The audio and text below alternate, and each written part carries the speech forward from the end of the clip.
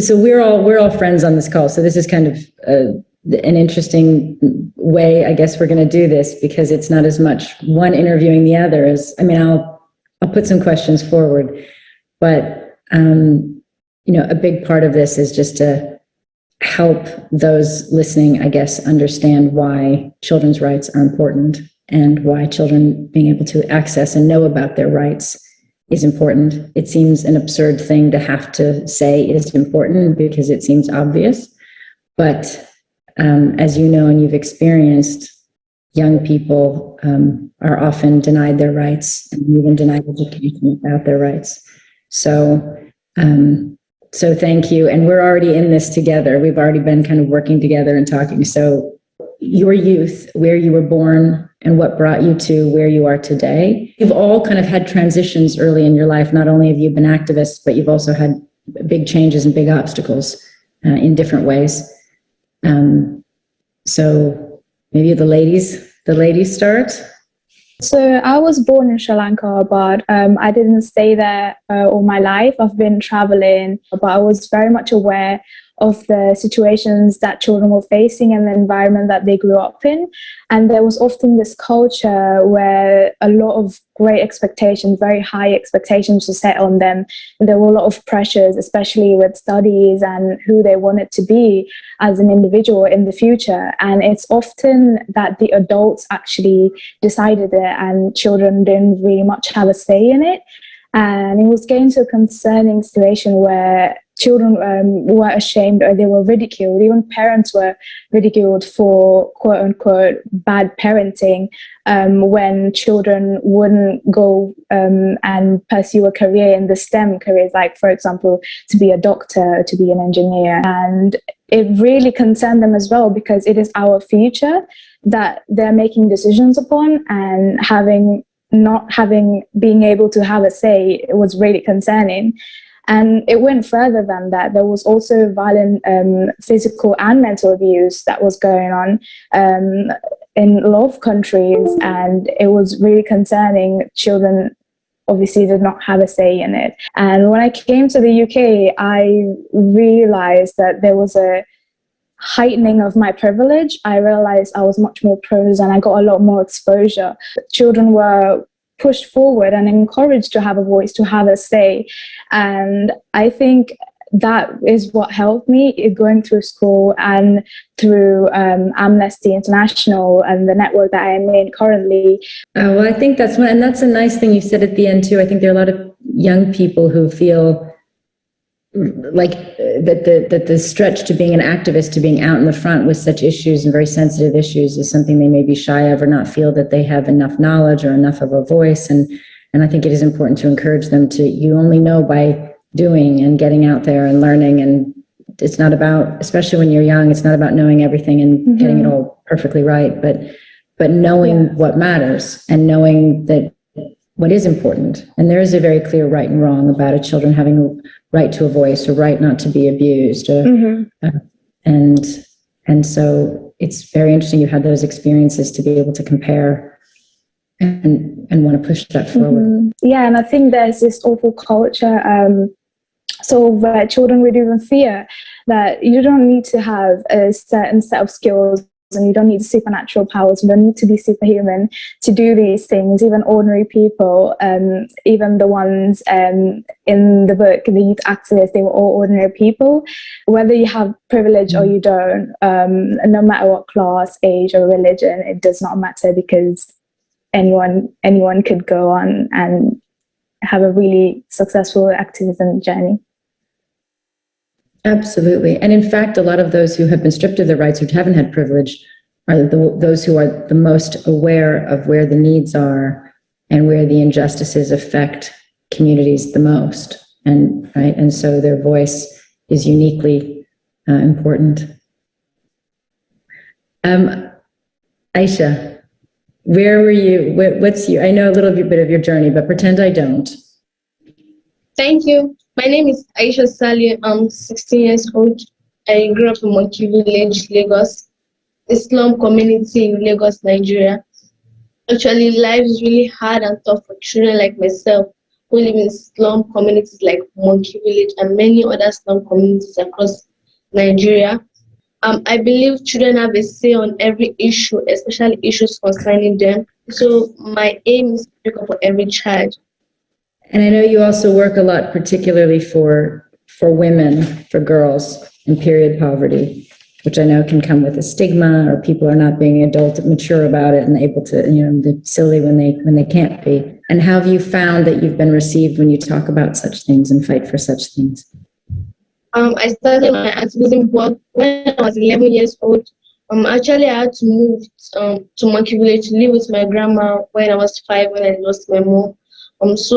Issues like child marriage, period poverty drove me to become an activism and to speak up for every child. Just like the case of my friend, which I told you about yesterday, who was forced into early marriage just because. It's such a very real thing. Having daughters myself, and when I think, I always certainly I was aware of this force for young girls to marry. But then having daughters and seeing them at 12, 13, 14, and the idea that someone would take them as a wife and that they didn't love or feel connected to, or force them to their children, it's such a horror. Mohammed. Angelina, this is a problem that's happening in our society nowadays. It's just married when the girl is younger. And it's really hard for thinking in this, They are young, they have a future, they have to education themselves, get education. It's hard. You are brave, Aisha. Thank you for your voice. It really is so wonderful. Your generation, Mohammed, men like you are your voice is so important. And hearing a young man speak about that and recognize how important that is very different. It really adds to the conversation in a very different way than women speaking about it. That's true. Thank you, Aisha. Thanks. And Mohammed, I know, will you tell us a little bit, for those who don't know you, kind of where you grew up and where you're living now? And Well, I'm Mohammed Najem, 18 years old. Well, I grew up in Syria. I was just 8 years old when the war started in my country. The most hardest thing in this life is just that you don't have a home to protect you from the cold of winter and the hot of summer. So, in the war, I immigrated to another city. Till at the end, I displaced to Turkey. I'm now living in Turkey. I started my activism at 15 years old in 2017.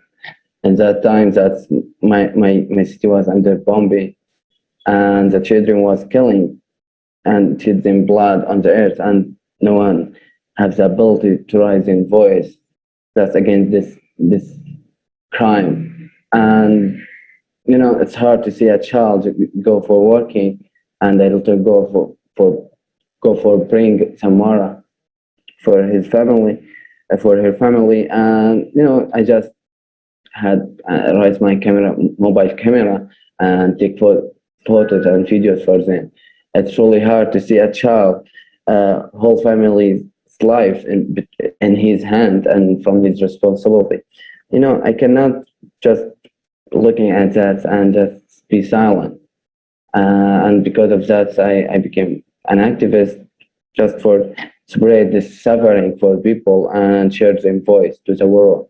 it's very interesting because Syria is one of the country that, ratified the Convention on the Rights of a Child, and yet many of the rights, if you held them to the behaviors or what's being held accountable, it doesn't match, right? Like we see in many countries that have ratified but don't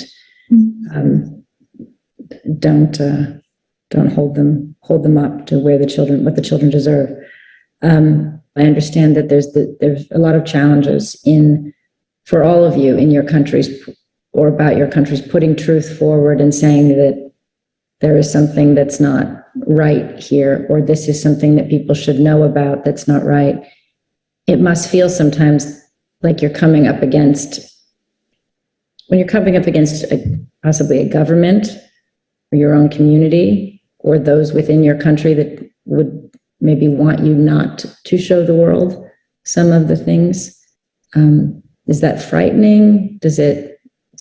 Did you consider that before you posted?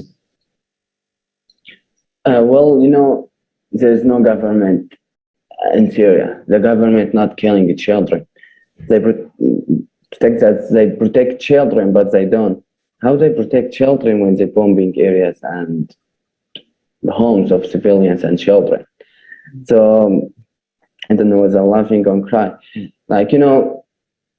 These children have rights, but they don't know. They cannot understand them rights because they living in bad country. They even don't teach us in the schools that we have rights. I asked my friends, do you have rights? He told me, till now they don't know about them rights, what they are created for in this life. So that's hard. But believe me, those child have hope and they have ability to change everything when they know them rights. And I believe in them. They can do it, everything can do it. In the beginning of Syrian revolution in Syria, it happened just because of young people. They want just them rights in this life. They want a good education, a good life to live it with their family, and they have power. They have power. They can't change. So I believe in them. They still have hope that injustice and suffering will not remain. I completely agree, and I think that's what we have to hold on to, as we're saying, that it's not just real. Even though it's difficult to access rights, and sometimes it feels like it's not something you can actually hold, it is something that you can stand in front of when you're being abused or assaulted or not treated fairly or not being allowed education or being forced to marry, and say, I know that there is global understanding and there has been global agreement and understanding of what is a decent and fair and safe life for me as a child. And I know that your actions are violating those standards. And I know that, and you know that. And that's a very, I think, hopefully a strong place to come from each time one of you fights, or as you fight together on these different issues. So it's not, I think we talked about this, it's not about asking, can we please go to school, or asking, can you please allow us an education, but it's saying, you really have to answer to us why you feel you have a right to do this to us, because you don't.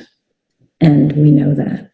And I'll tell you, even in, my kids, we're in America, and surprisingly, America hasn't even ratified the rights of a child. So, yeah, America's the one country. So that comes to our idea that we assume, what is it, our exceptionalism, we assume that we have enough in our Constitution or Bill of Rights that it covers, but we won't sign. Why won't we sign? What do individual adults in America we want to give the children some awareness and freedoms, but still maintain a certain level of control over their voices and their freedoms, even in America. So it's a big fight you're all up against, but you are the future, so it will be yours at the end of the day. Yeah, sometimes you could feel like you are against the world, because I was about 14 when I got to know about the UNCRC, and I was, I think, in primary school also when I got to know about the human rights, and we were thought of that, we were educated about it in school, and it should be really given the same respect. Child rights should have been educated to us in school, and I'm not sure if it's the same across the globe, but I haven't been educated on it in school, and I got to know it by just researching on a random project in school, and I just randomly came across it, and it was the best discovery I've actually come across. It's the best. That is when my activism started. I realized this is practically non-existent in many countries. Why is it, when it is the most ratified convention worldwide, yet not even children have heard of the rights? And it clearly states that we have the right for the knowledge of our rights, but it doesn't exist. One of the things will be interesting as to which countries allow this book to be published, right? Which will be very telling. Which governments will stand by it, which schools will distribute it, which parents will give it, and who will block it. Because if your country ratified, if you signed and ratified, there should be no problem with you having this book, right? You should be supporting it. So it's going to be a very interesting test for all of us to watch as this rolls out, to see who and which country will recommit to their pre-existing signing and ratifying, and recommit to the rights of a child and allow access within the language. Should be very telling. Angelina, I have a comment. Believe me, when the child understand his rights and know what's happened in this life, believe me, that will give him hope in this life, and will do everything for achieve it for himself. I think so, and I think sometimes, when there's abuse or there's trauma, I think people underestimate the importance of knowing that absolutely what was done to you is wrong, really wrong. Because you've had, sometimes your government, sometimes your own family members or community have said, this is fine. It's fine to marry you. It's fine to do this to you. It's fine to send you to work. They say it's fine. So it's even if only for you to know that what you're feeling is real, and that what is being done to you is in fact wrong, and you're not crazy, and you're not demanding something unfairly, and you're not being disrespectful of your country, your parents, your government, that it is in fact your right to have all these things that you feel or make you feel safe, then I would hope that also even mentally to your point, Muhammad, gives you that hope because it makes you feel like even if you're alone, you know, and can give some strength. It's injustice that we're asking for that give us our rights. It's injustice. That this is our rights. They should give it to us, but we are now asking for give it to us. Please give our rights to us. That's right. It's unfair. It really is. That's why we're going to work together, and we're going to make sure as many young people around the world know. And then with that knowledge, protect each other, work together, and fight for them. And it's a big fight, but I think it's very clear what needs to be done.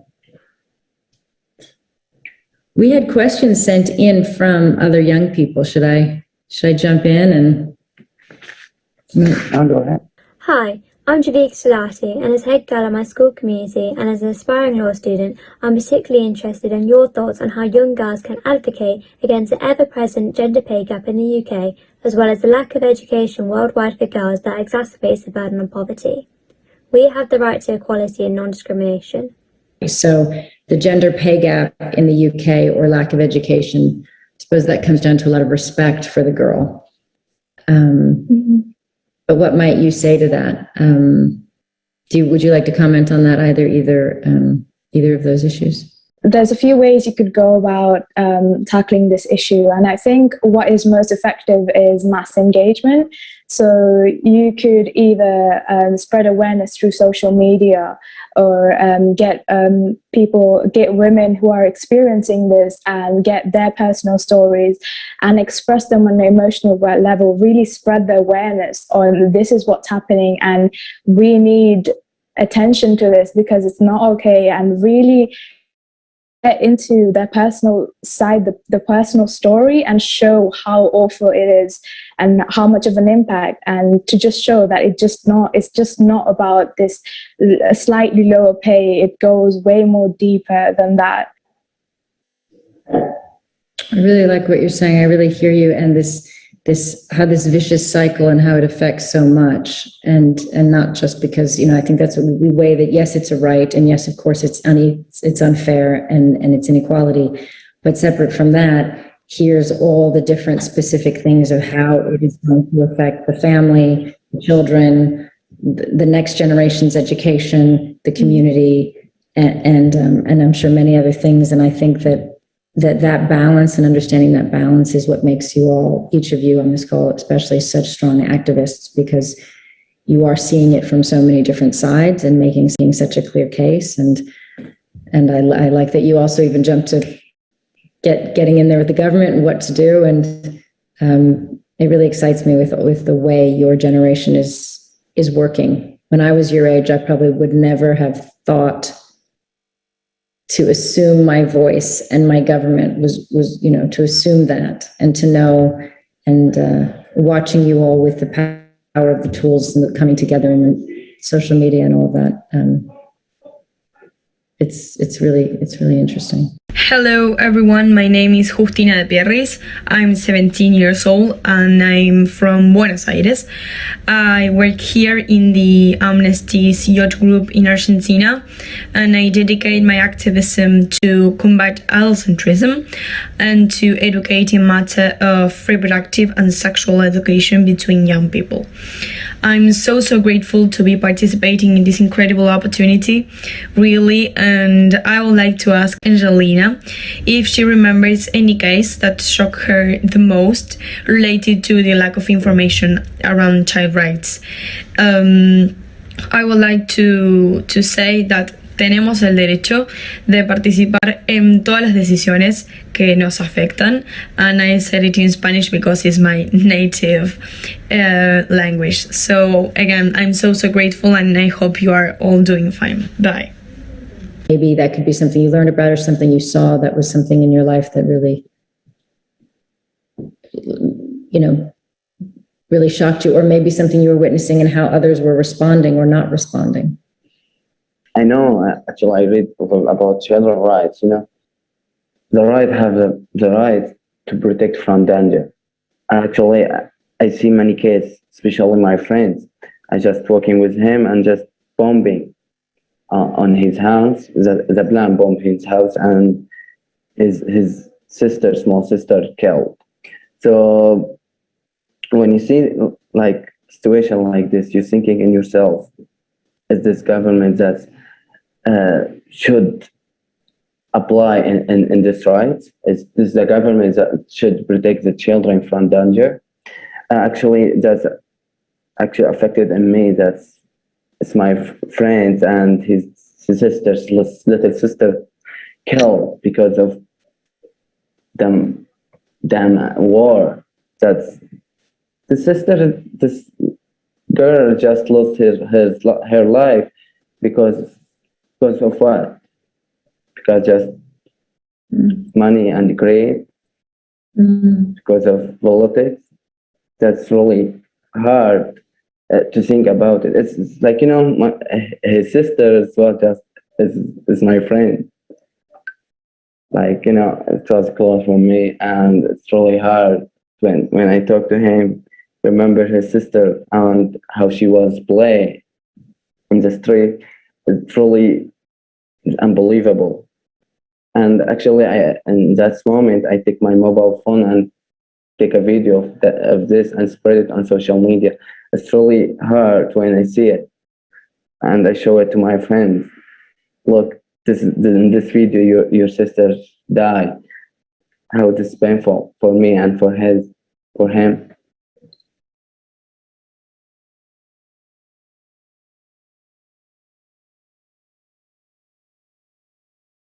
I'll talk about school kidnapping of school children in Nigeria. The impact that has on girls' education. It's even so sad that girls are the main target, just like the case of the Chibok girls. In 2014, almost 300 children were kidnapped from their school. So it has been an experience, really shocking experience for me, because I believe girls should be educated also. Must have been so short, yeah.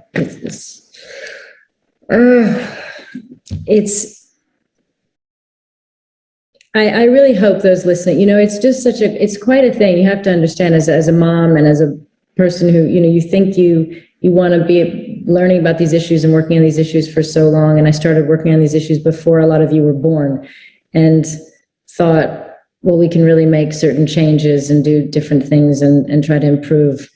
And it seems that the world has just become, before you all are, you know, what is the impetus to push forward and to have to change it? It has really broken to such a level that there is so much happening. There's so much, the level of brutality, the level of the lack of response, the amount of the length of stay and displacement, the lack of return, you would have thought, I would have hoped that these experiences and these realities would have a huge response, right? A huge response that would demand, that should be enough, right? A huge response that brings the right action. And it is very angering at times, I'm sure for you more than me, to experience what you're experiencing, to know you're sharing it with the world, to know the world's aware of it, seeing video of it, aware of the girls missing today even. And what's enough to kind of sound all the alarms and do everything and stop? So I really hope, I hope people really hear your voices. I'm happy your voices are coming forward. I hope they hear all that they're.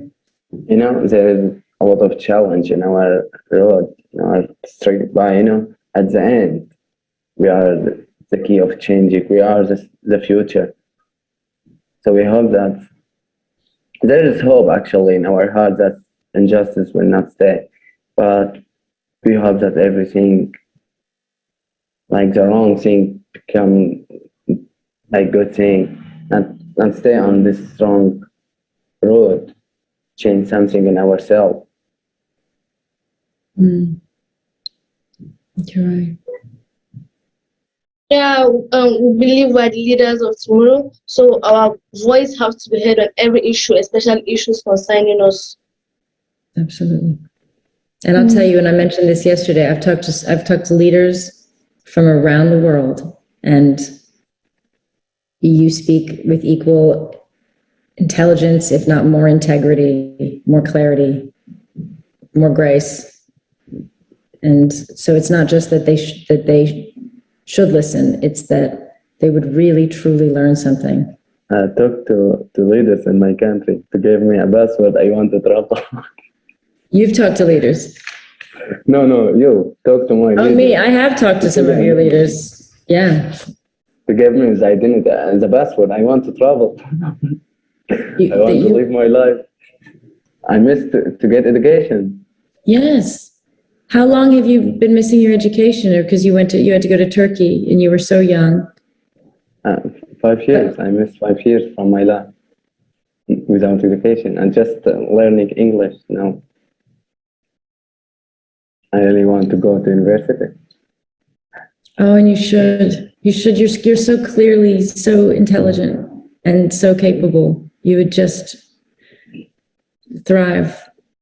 I think people don't realize that too. You know, this idea, what I hate so much is this thought that when people are displaced, I think it's really hard for anybody to understand what that really does, what it really does to your entire life and your future, and how much you've lost.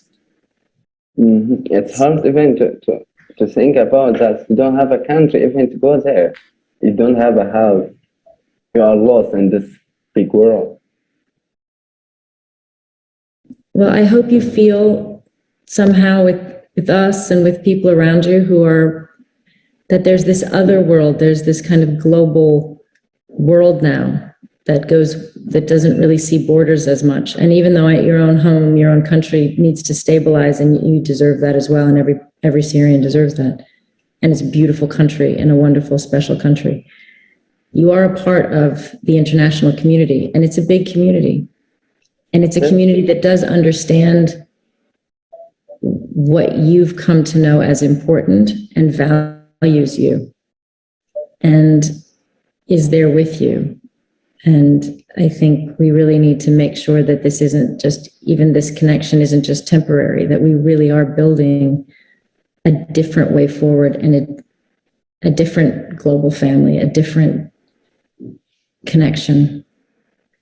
So they don't divide us. You know, there are these ideas where you divide people and then you can conquer them easily, or you kind of separate them and they don't know as much about each other, and they don't, so they don't respect each other as much, so they don't feel as connected to each other, so each other's issues aren't as important. And the more you connect, the more you care about each other's issues, the more you stand for each other, the more you are interested in each other and know people from different countries, and the strength and all to learn from the diversity of all it's wonderful. And to recognize there is intent to do a lot of damage, to keep you from all that you should be. Yes. Last year, December 31st, we're all at home preparing to celebrate New Year with families and friends. But just in the morning, maybe around 9 a.m., some people just came, government agents destroyed our houses and rendered us homeless. Parents were, children, a lot of children especially, were missing their parents, and people were just sleeping outside. You know, it's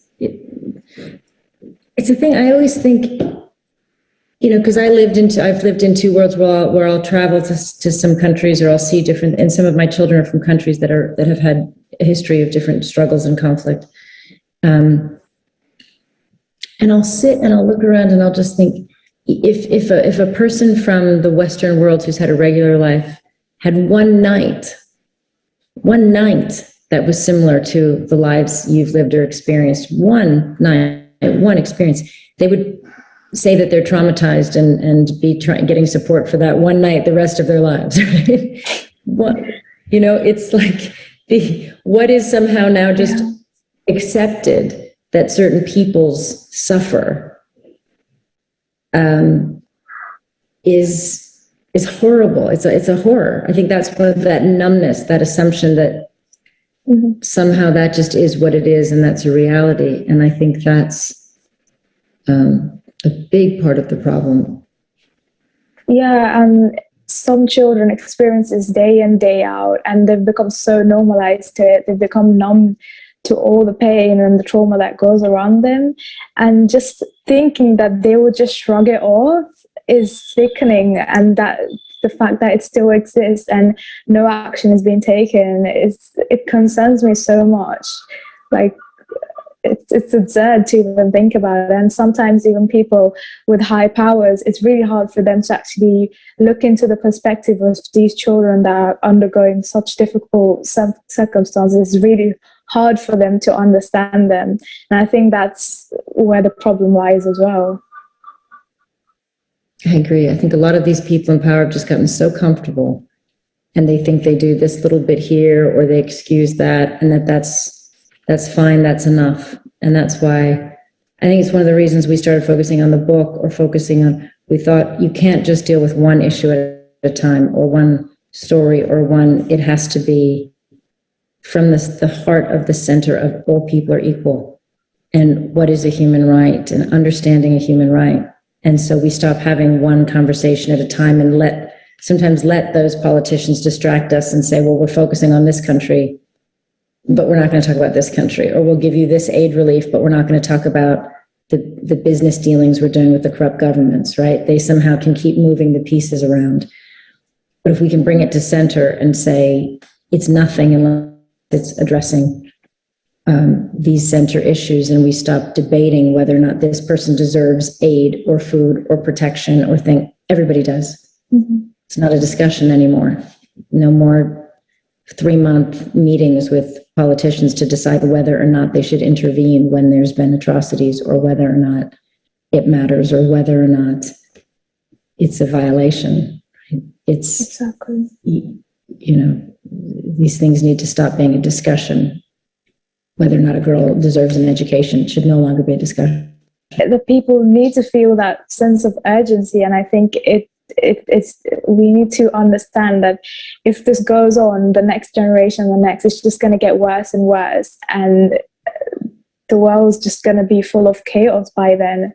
I mean, it already is in so many places all around the world, and these children are silenced, people are silenced, and they're basically marginalized, belittled by society. It's like they're practically invisible. You're absolutely right. And I think that's what we want to do with being able to speak out, right? Because the media too has a part to play. Because the media then, if they know that headlines get them more attention or gets more viewers, then they stick with crazy headlines, or they have, and I think or they focus on this issue, but this issue people don't seem interested in. I think there's something that happened when somehow the algorithms online say that you give people what they want, or what they're interested in, instead of giving people a really balanced global view of the realities of what's happening, whether they're interested in it or not. It's the world they live in, and they have to understand some basic realities and truths. And so I think us all coming together, and other young people around the world, is something I think has not been done in the way that it could be, or not been organized in a way that maybe we can try to reshape it. So we, in a way, as you say, it's so urgent, we don't wait for them anymore. We don't wait for that politician to make that decision, or that government to talk to that government. We don't wait for them to decide whether or not certain things are a war crime, or appropriate, or deserving of attention.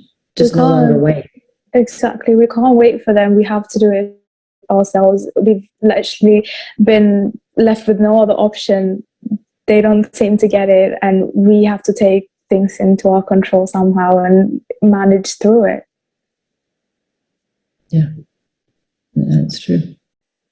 Angela, I have a question for you. Can I? Always.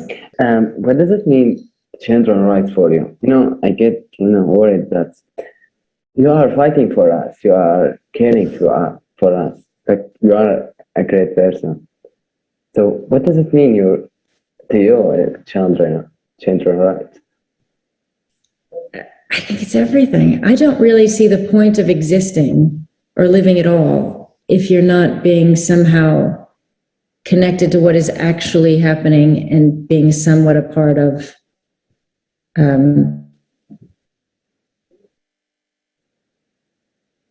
being useful in some way. But to be very honest, I think it's just I've traveled, I've raised children, I've traveled the world, and I just cannot stand to see what's happening to children.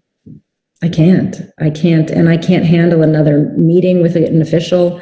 And I've kind of seen the different sides of the world, and I watch in private meetings when people in governments have these discussions, or I'll sit in a UN meeting when there's a lot about the UN in the field that I respect, but then there's a lot in the Security Council countries that I don't. And I think I've just been so frustrated for so long and really just sick about the suffering of children. And so while I've kind of been very disturbed by it, I've also been mostly motivated by amazing young people. And so I realized that it is actually those young people who I'm worried about, who are suffering, who are also the only ones that really I feel the most, I have the most faith in. I feel are the most honest. I feel are really holding truth to power. And so after all my work in my life, I realized I'm not going to fix as much as I'd like to, but they will. You will. So if I can transfer anything to you. And it's really amazing, like celebrities like you using a celebrity status as a Hollywood star to promote and protect child rights. It's really amazing. Thank you. What matters more about my life, right? My kind of fun life being an artist is, it can be fun and you can make art, and I think that's a part of being creative in life, but you know, then you start to realize it's just a movie, and the movie, you know, maybe it can entertain, but wouldn't it be, my dream is to make films more globally, is to make films where we're all it's not that we're making things, but we're also making things together and learning about each other and connecting and communicating. So it's also artistically exciting, I think. But thank you. You are great, Angelina. Believe me, you inspire me in my way. I get many experience from you. Me too. Thank you, guys. Yeah, you are really such a role model, and I'm really grateful for him. And we need more people like you, really. It's a great relief to see young adults like you really support young children. And sometimes we would often feel like we don't receive that support. Sometimes we feel that we're not seen, but it is people like you and working with organizations like Amnesty that really give me that sort of satisfaction and I feel that relief, give me a sense of hope. Hold on, maybe we are not completely lost. Maybe we do have people to help us and get to where we need to be. Well, thank you for saying that. And we do hope to be a help, but know that you're like oxygen to us. We've all been in this a long time, worried about a lot of things. And then we meet you and we hear of you and we secretly have conversations and we say, oh, it's them. They know, they see it. They're so capable. They're amazing. And so really it's our pleasure and it's exciting to work with all of you. We have this book, but really what is the book? The book is just a centerpiece to be able to have the discussion. And then something that continues to pull us together. And I really hope, and I would ask you all to keep thinking about it. What are ways we can continue to come together? A comment about the book. I'd like to say that this book, believe me, will change something, even one small thing. Like for a child that understands its meaning and understand that he's have a rights in this life. Where we'll write a new story of a child in this world. Will be like us. Will be maybe better than us. Will do his best for getting the right for other children. I hope so. I believe the book is a practical guide for children to be aware of their rights and also to uphold them. Yeah, it is the ultimate handbook for all children. And if I read this when I was much younger, I would have been far at a better position and much more into my activism journey. And I pray, I really hope that whoever comes across this book comes across it as early as possible, and they will be in a much better position. They will progress much faster in their activism. It's really good. It has a lot of practical ways on how you can go about your activism. It considers a lot of ways where things could go wrong. It makes you take those precautions.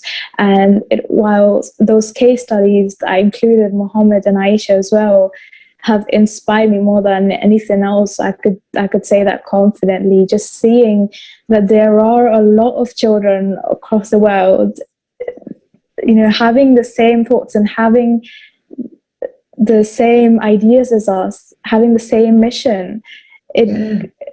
It makes you feel understood, and that's more inspirational. That brings you more hope than anything I ever could.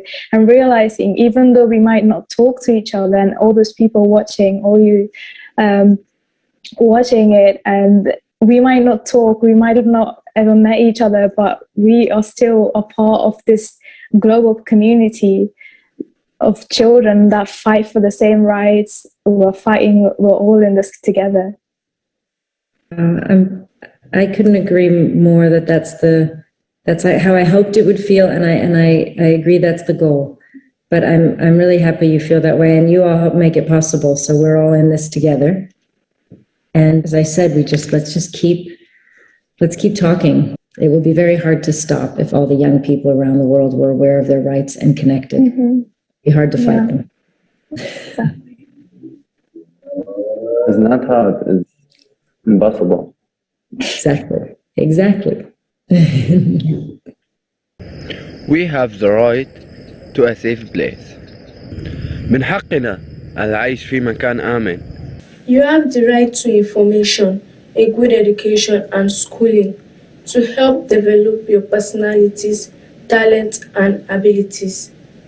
Kuna da yancin samun bayani, ilimi mai kyau. I would like to say that tenemos el derecho de participar en todas las decisiones que nos afectan, and I said it in Spanish because it's my native language. I believe that we have the right to participate in all decisions that affect us, or 我们有权参与所有影响我们的事。 We have the right to equality and non-discrimination.